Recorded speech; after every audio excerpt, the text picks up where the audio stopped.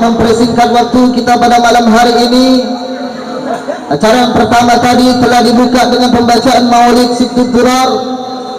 Acara selanjutnya lantunan ayat suci Al-Quran yang insyaAllah akan disampaikan Akhina Muhammad Nazaruddin Al-Hafiz, alumni Pondok Pesantren Tahfiz Quran Hizbah Al-Mizan.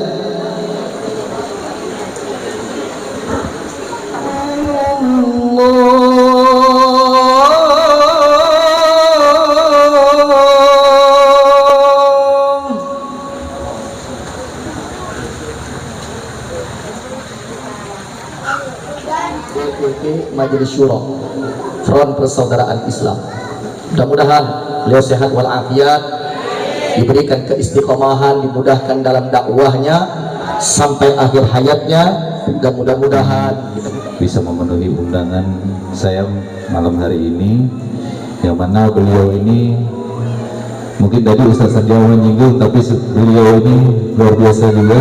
Jadi terakhir di konferensi Pak Ustaz Sandiaga Umar serta para tamu undangan yang mohon maaf mungkin tidak bisa disebutkan satu persatu. Warahmatullahi wabarakatuh.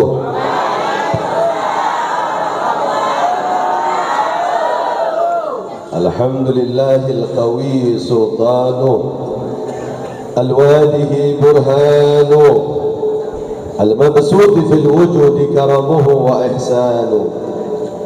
تعالى مجده وعزم شانه خلق الخلق لحكمة.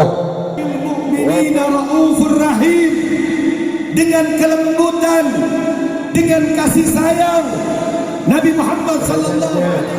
Amin ya rabbal. Wabil khusus kepada Bapak tuan rumah, Bapak Dian Eka Muhairi, mudah-mudahan dengan melaksanakan momentum Maulid. Amin. Rasulullah sallallahu alaihi wasallam disebutkan harithun alaikum bil mu'minina raufun rahim. Nabi Muhammad itu sayang kepada seluruh umatnya yang beriman kepada. Alhamdulillah ala ni'amillahil mutawatirah وعياعده المتكاثرة ومنانه الغامرة، ثم الصلاة والسلام على سيدنا المصطفى والمتبع وعلى آله وأصحابه الأندم الظاهرة. اللهم صل وسلم وبارك وكرم ومجد وعظم. لا لا لا لا خلاص الله على سيدنا وحبيبنا وشفيعنا وقرة أعيننا محمد وعلى آل محمد وعلى أصحاب محمد وعلى قرابة محمد وعلى من تبعه إلى يوم الآخرة. أما بعد.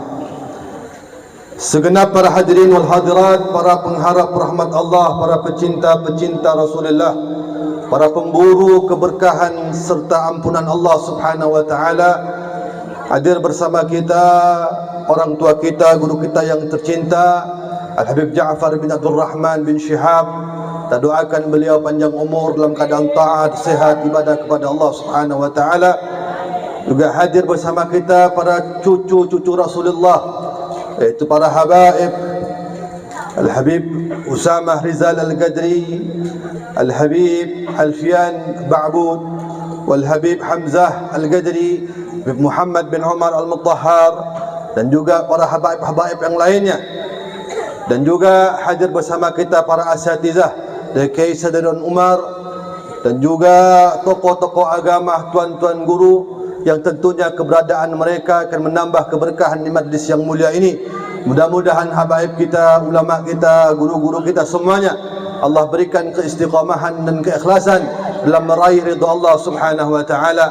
Juga hadir bersama kita unsur pemerintahan, yaitu Bapak Wali Kota kita, Bapak Haji Idris Dikamtono, dan juga Bapak dari anggota BIN dan Polri, Bapak Camat juga, ada Bapak Haji Syamsir Ismail, alhamdulillah, dan seluruh yang hadir pada saat ini. Mudah-mudahan umara kita, pemimpin-pemimpin kita, Allah berikan ketegapan hati sehingga menjalankan amanah yang insya-Allah sampai akhir kepemimpinannya Allah berikan keridhaan bagi mereka semuanya. Dan salam penghormatan secara khusus saya sampaikan kepada sahibul bait, sahibul hajat, abangda kita Bapak Dian Eka, yang memang saya mengenal beliau ini sebelum jadi politisi. Setelah jadi politisi saya tidak pernah temu kembali, alhamdulillah, dan ketemu pas acara Maulid. Alhamdulillah, mudah-mudahan beliau dan istri dan keluarganya selalu Allah berikan sehat wal afiat, taat ibadah kepada Allah, dan juga seluruh para pimpinan-pimpinan, ketua-ketua masjid, para santri, para ibu-ibu majlis ta'lim. InsyaAllah kita semua yang berangkat pada hari ini dengan tujuan untuk memperingati dan menghadiri peringatan hari kelahiran Nabi Muhammad sallallahu alaihi wasallam, insyaallah tidak Allah akan sia-siakan. Yang datang dengan bawa hajat, insyaallah Allah kabulkan hajatnya. Yang datang dengan bawa penyakit, insyaallah Allah angkat penyakitnya. Dan mudah-mudahan semua yang hadir pada saat ini kelak nanti di akhirat kita akan kumpul kembali di surga Allah bersama Rasulullah sallallahu alaihi wasallam. Amin ya rabbal alamin. Hadirinul hadirat, tidak panjang yang ingin saya sampaikan karena ini sudah cukup malam. Saya hanya ingin menyampaikan apa yang Allah firmankan, wa dzakkirhum bi ayamillah, dan ingatkanlah kepada mereka semua akan hari-hari Allah. Artinya apa? Hari-hari yang mana di situ dicurahkan rahmat Allah untuk kita semuanya. Bapak Ibu yang berbahagia, kita disuruh ingat. Karena sekarang ini, terus terang saja, negeri ini kurang ingat kepada Allah. Ya, negeri kita ini, Bapak Ibu yang berbahagia, baik pejabatnya, baik ulamanya, baik itu umatnya, itu kurang ingat, kurang sadar. Nah, sehingga kita lihat republik ini tidak kurang dengan orang pintar sebenarnya. Profesor banyak, doktor banyak, ya, pakar hukum banyak, pakar ekonomi banyak, semuanya banyak. Tetapi ketika kepiawaian, kecerdasan, kepintaran tidak berbalut dengan kesadaran dan ketakwaan kepada Allah, maka semuanya menjadi sia-sia, bahkan membuat dia terpuruk di hadapan Allah Subhanahu wa taala. Makanya Al-Imam Abi Hamid bin Muhammad Al-Ghazali, beliau itu mengatakan manusia ini hanya ada dua model saja. Pertama, ada yang ingat sebelum mati, ada yang udah mati baru ingat. Betul tak? Ada yang sadar sebelum mati, ada yang udah mati baru sadar. Betul tak? Apa kata Imam Ali karamallahu wajhah? An-nasu niyamun, fa idza matu intabahu, fa idza intabahu nadamu, fa idza nadamu fala tanfa'hum nadamatuhum. Manusia itu kerap kali tertidur, hanyut dengan mimpinya, hanyut dengan hartanya, hanyut dengan jabatannya, hanyut dengan anaknya, hanyut dengan keluarganya, hanyut dengan umurnya. Ketika dia mati, baru dia sah. Betul tak? Ketika dia mati, baru dia sadar. Ketika dia sadar, dia menyesal. Ketika dia menyesal, sudah tak ada lagi arti penyesalannya. Betul atau tidak? Setiap subuh Jumat itu membaca surah As-Sajadah. Ya, biasanya ini banyak pengurus-pengurus masjid. Betul? Al-Quran bukan buku cerita, tapi Al-Quran mengandung cerita. Bahkan Allah pun untuk menegapkan dan memantapkan hati Nabi Muhammad dengan cerita. Allah katakan dalam Al-Quran, wa kullan naqussu 'alaika min anba'ir rusul ma nusabbitu bihi fu'adan. Aku paparkan kisah-kisah kepada engkau wahai Muhammad, umat-umat terdahulu, tujuannya untuk memantapkan dan menegapkan hatimu wahai Muhammad. Kalaulah Nabi dikisahkan agar tegap hatinya, mestinya umat Nabi Muhammad SAW juga lebih harus banyak mendengar cerita. Betul atau tidak? Ya, cerita yang bisa kita ambil apa? Kita ambil tarik satu daripada padanan Al-Quran. Dan banyak sekali kisah-kisah yang ada. Cuman saya pengen sampaikan yang sering dibaca saja. Yang sering dibaca. Apa itu? Dalam surah As-Sajadah ada ayat yang ke-12.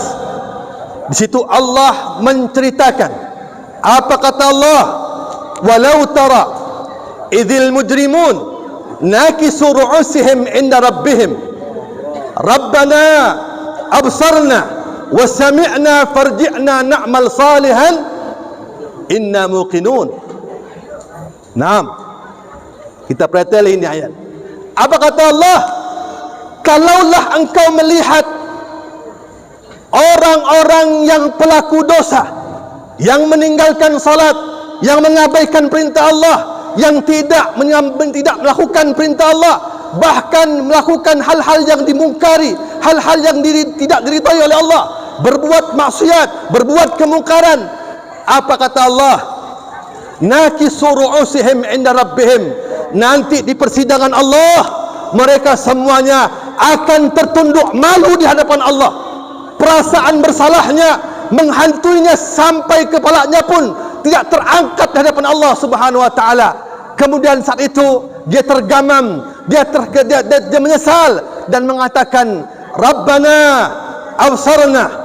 Ya Allah, saat ini kami langsung melihat, ternyata betul apa yang disampaikan oleh orang waktu mereka meninggal sampai ke liang lahat, dikebumikan, dihadirkan orang baca talqin, ya fulan bin fulan, idza ja'aka al-malakani wa huwa munkarun wa nakhir yas'alani wa la yurghibaka wa la yufdhi'aka fa innahuma khalqun min khalqillah wa idza sa'alaka man rabbuka wa man nabiyuka, sampai akhir, sampai bahasa itu apa? Annan nar haq, annal jannata haq, annal hisab haq. Sesungguhnya sorga itu ada, neraka itu nyata, hisab itu jelas adanya. Sekarang ini saya baru dapat melihat betul, ternyata betul hisab itu memang ada. Memang ada. Iya. Bahkan Masya Allah, Nabi pun mengatakan ad-dunya halaluha hisab wa haramuha azab. Dunia itu yang baik-baik semua akan dihisab oleh Allah Subhanahu wa taala. Betul atau tidak? Betul atau tidak? Makanya saya sering sampaikan tu, yang punya rumah satu dengan yang lebih dari satu, tentunya yang panjang hisabnya yang mana? Yang lebih dari satu. Betul? Yang punya motor satu, yang lebih dari satu, mana yang panjang? Yang lebih dari satu. Yang punya bini satu, dan yang lebih dari satu,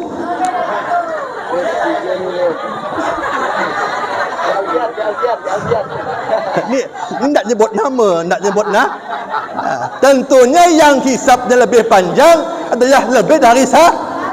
Cuman tenang Pak, tenang. Biar hisab panjang tidak apa-apa. Yang penting hisab panjang ngitung profit. Betul? Ngitung untung, silahkan malaikat menghisap panjang enggak apa-apa. Bini jangan bini. Iya, motornya banyak, mobilnya banyak, hartanya banyak, silahkan. Tapi begitu malaikat menghisap, ternyata subhanallah, ternyata hartanya, jabatannya, waktunya, umurnya dia berdayakan untuk mencari ridha Allah Subhanahu wa taala. Ternyata semua yang dia miliki tersebut bukan dalam kategori dunia.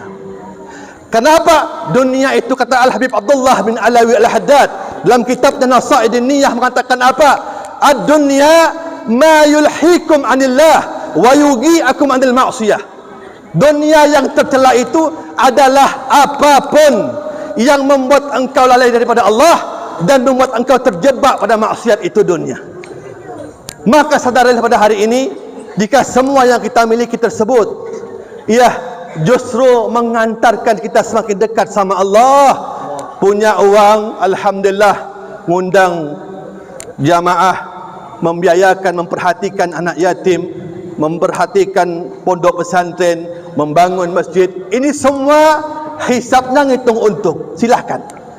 Tapi yang kita khawatirkan, Bapak Ibu yang berbahagia, ketika hisabnya itu ngitung rugi. Sudah lama ngitung rugi. Ini yang kita khawatirkan. Wa na'udzubillah wa na'udzubillah. Makanya ingat, hisab itu pasti ada. Ya, Rabbana absarna wa sami'na. Ya Allah, kami sudah melihat langsung dan kami saat ini juga telah mendengar. Habib telah menyampaikan, kiai telah menyampaikan, ustaz telah menyampaikan.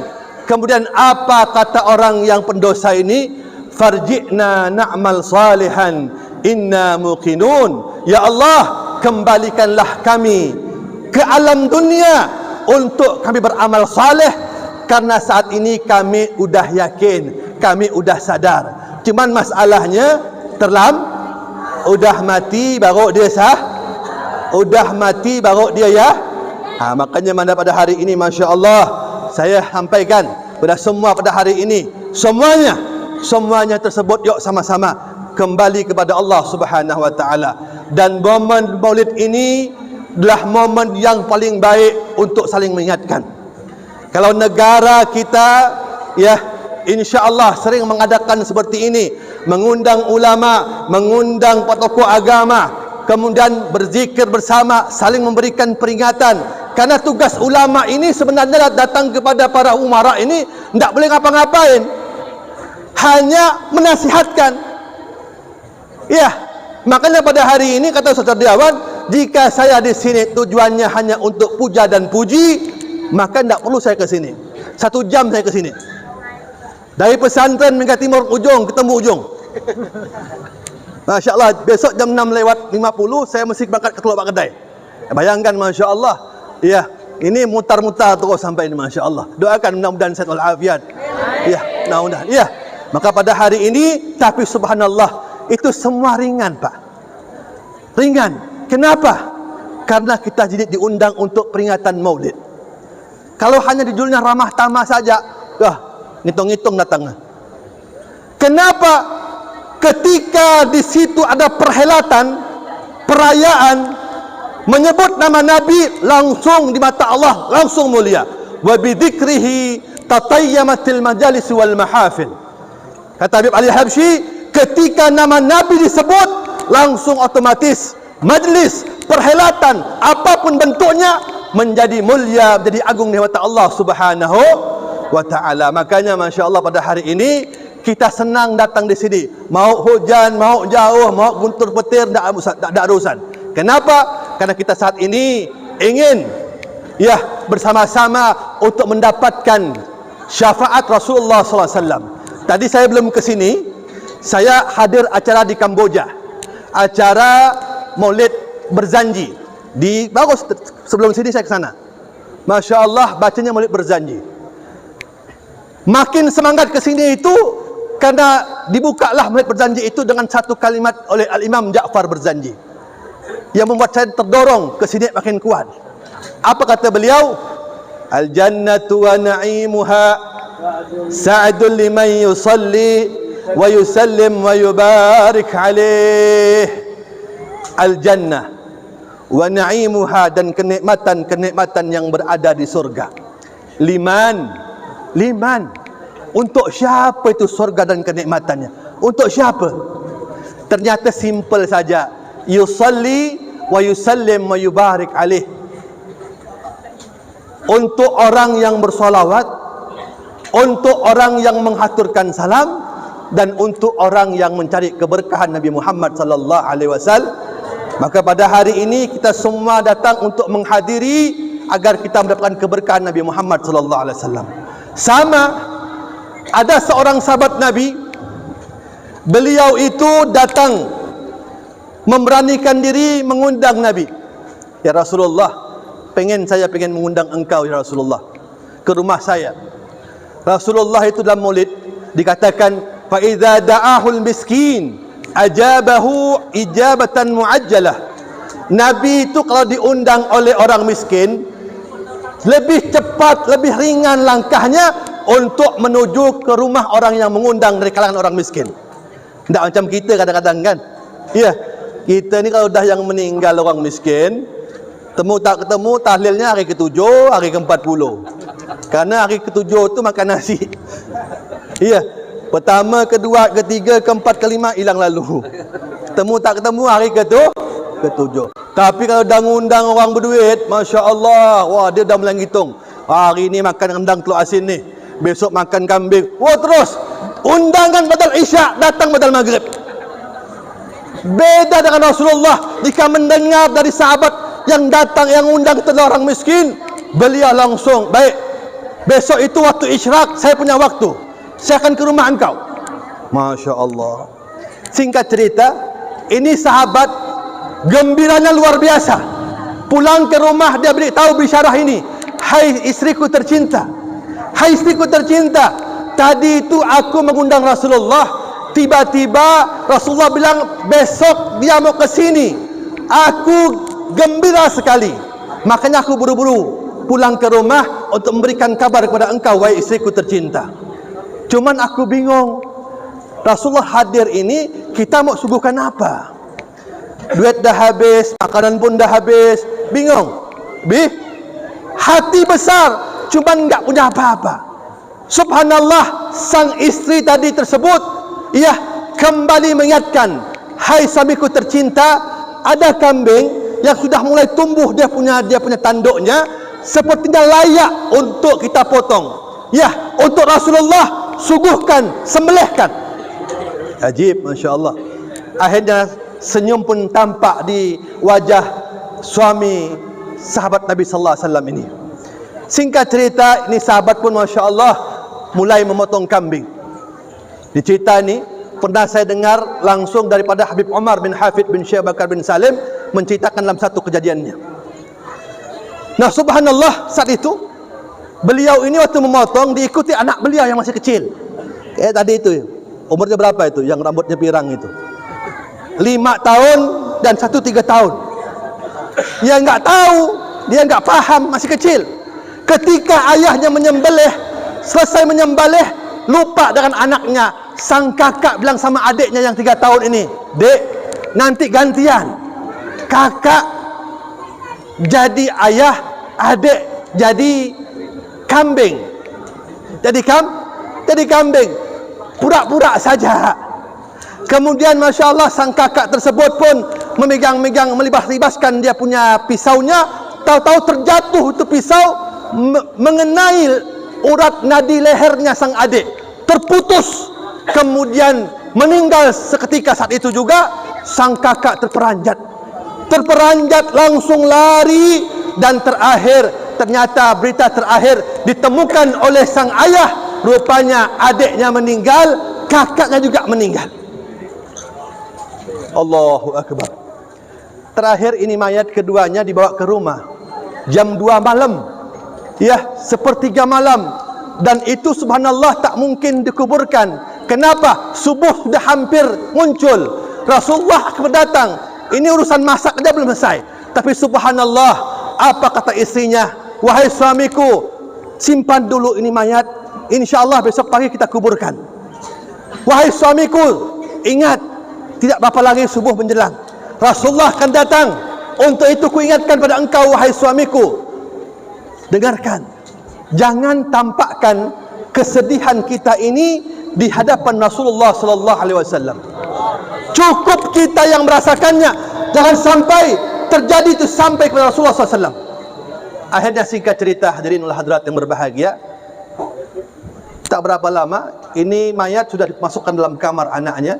Kemudian pada saat itu ya subuh pun menjelang, waktu pun subuh berlalu, masuk waktu isyraq, Rasulullah hadir tepat waktu. Assalamualaikum. Waalaikumsalam. Dijawab oleh sahabat. Rasulullah itu tahu keadaan umatnya. Rasulullah bilang begini, kok sepi ni? Kok sepi? Aku tidak melihat anakmu yang biasa ngekor di belakangmu ketika engkau berjalan. Ajib, Masya Allah. Ini sahabat Nabi sallallahu alaihi wasallam.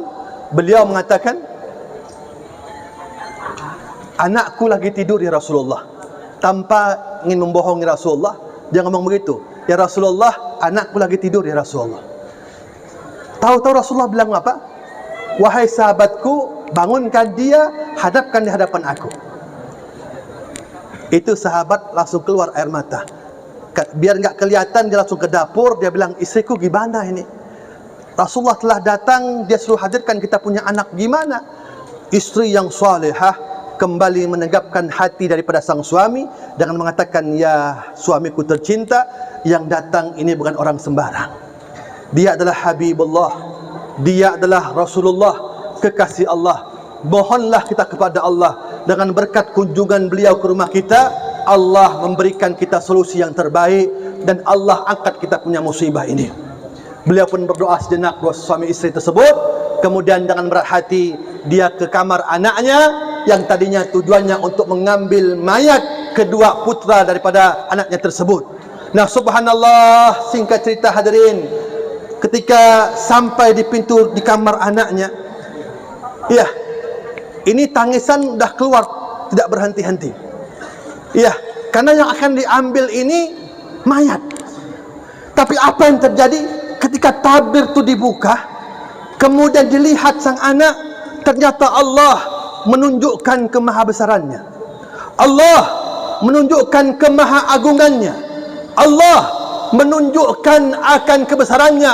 Ketika dibuka itu kamar, ternyata didapatkan sang kakak lagi mengejar-ngejar sang adik lagi main-main dengan sang kakak, dihidupkan kembali oleh Allah Subhanahu wa taala. Sehingga ini perasaan orang tua, girangnya luar biasa, sampai-sampai air matanya tumpah karena kesenangan dan sujud di hadapan Allah. Terakhir dia rangkul kedua tangan anak sahabat ini, kedua anaknya tersebut, untuk dibawa jadi hadapan Rasulullah SAW agar diceritakan kejadian yang sebenarnya. Sampai di hadapan Rasulullah, justru Rasulullah bilang apa? Tidak perlu kau ceritakan. Kenapa? Karena Jibril datang kepada aku, menceritakan dari awal sampai akhir, sampai kematian kedua putramu juga Jibril ceritakan. Mendengar seperti itulah, langsung aku berhenti sejenak, memohon kepada Allah dan mengatakan, ya Rabb, atas kecintaan daripada sahabatku kepadaku dan berkat pengorbanannya menjamu diriku, maka pada harimu kekasihmu meminta kepada engkau, tolong kembalikan kedua roh yang telah kau ambil daripada kedua putra jasad sahabatku. Wahai Allah, sesuatu mustahil bagi manusia, tak pernah mustahil bagi Allah Subhanahu wa taala. Langsung seketika itu juga Allah mengembalikan roh yang telah diambil daripada kedua putra sahabat Nabi Muhammad sallallahu alaihi wasallam. Allahumma shalli ala sayyidina Muhammad. Dari cerita ini Bapak Ibu yang berbahagia, maka jangan heran ketika Bapak Ibu semuanya datang di sini bawa air, niatkan untuk kesembuhan, pulang diberikan minum sama orang tuanya, anaknya, insyaallah sembuh. Demi Allah, tidak ada satupun salawat kecuali akan mengabulkan semua doa.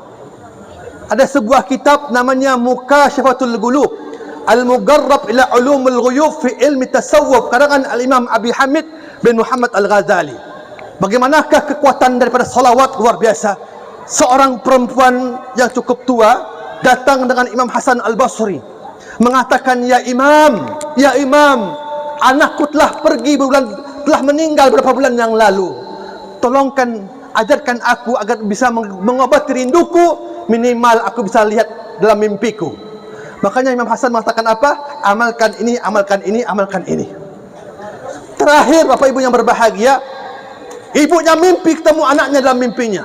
Tapi andainya terperanjat ibunya melihat daripada anaknya dalam keadaan terpuruk, wajahnya menghitam, terpuruk, ternista di kuburan. Sehingga dia sampaikan pada Imam Hasan, Imam Hasan, cukup sekarang, cukup sesaat inilah aku melihatnya, enggak mau lagi aku. Sudahlah, akhirnya beberapa bulan yang lalu, beberapa bulan setelah itu, tahu-tahu Imam Hasan bermimpi bertemu dengan seorang perempuan. Itu perempuan mengatakan, hai Imam Hasan, sayalah putri yang dulu ibuku pernah minta kepada engkau cara agar akan mengobati rindunya untuk melihat aku dalam keadaan mimpi. Tapi Imam Hasan heran, kok Masya Allah, iya, itu perempuan kok tidak seperti daripada apa yang diceritakan oleh ibunya. Wajahnya berseri, senang, semeringah senyumannya, menandakan dia adalah orang baik, orang yang senang. Akhirnya kata Imam Hasan, loh, kok keadaanmu kok beda dengan apa yang disampaikan oleh ibumu? Kata beliau, iya, dulu beberapa hari yang lalu waktu ibuku mimpi, aku dalam keadaan terpuruk. Tapi satu masa ada satu orang, ya, satu orang itu orang saleh melewati sebuah pemakaman umum, pemakaman muslim umum. Ini orang saleh mengucapkan salam. Satu salamnya itu dihadiahkan untuk Rasulullah dengan hati yang nyambung. Satu daripada salawat yang dia sambungkan kepada Rasulullah SAW, akhirnya Allah titahkan Jibril dengan mengatakan, hai Jibril, hitung berapa semua orang yang dikuburkan di situ. Ternyata yang dikuburkan itu adalah 70.000 orang, hadirin. 70.000 orang. Kalau begitu, dengan berkat salawat orang saleh yang nyambung dengan kekasihku tersebut, semua itu angkat keterpurukannya, angkat derajatnya, hapuskan dosanya, dan masukkan dia ke surga Allah Subhanahu wa taala. Makanya Bapak Ibu yang berbahagia pada saat ini, saya ingin sampaikan Bapak Ibu, ya, kalau hadir seperti ini, Masya Allah, ya, di mana-mana bawa air.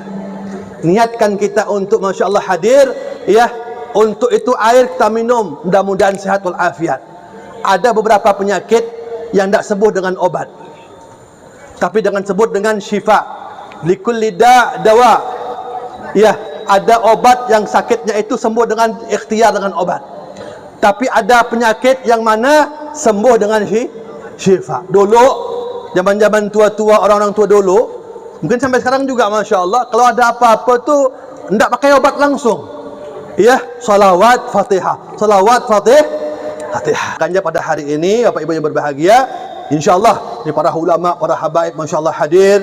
Saya yakin ini mengandung berkah yang luar biasa. Mudah-mudahan insya-Allah, ya, Allah Subhanahu wa taala memberikan kita keberkahan. Ya, Habib Amin Ja'far tadi pesan 20 menit ya, Habib. Nah, maka Masya Allah, sebenarnya banyak yang ingin disampaikan, beberapa hal-hal yang terkait dengan Rasulullah SAW. Karena biasanya kita ceramah itu sejam setengah, cuma dibisik-bisik, dicolet-colet sama menjapa kaki kita.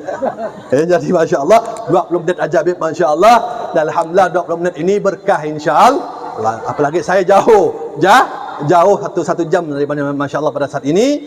Lebih kurangnya saya mohon maaf. Billahi taufiq wal hidayah, wa ridha wal inayah. Assalamualaikum warahmatullahi wabarakatuh.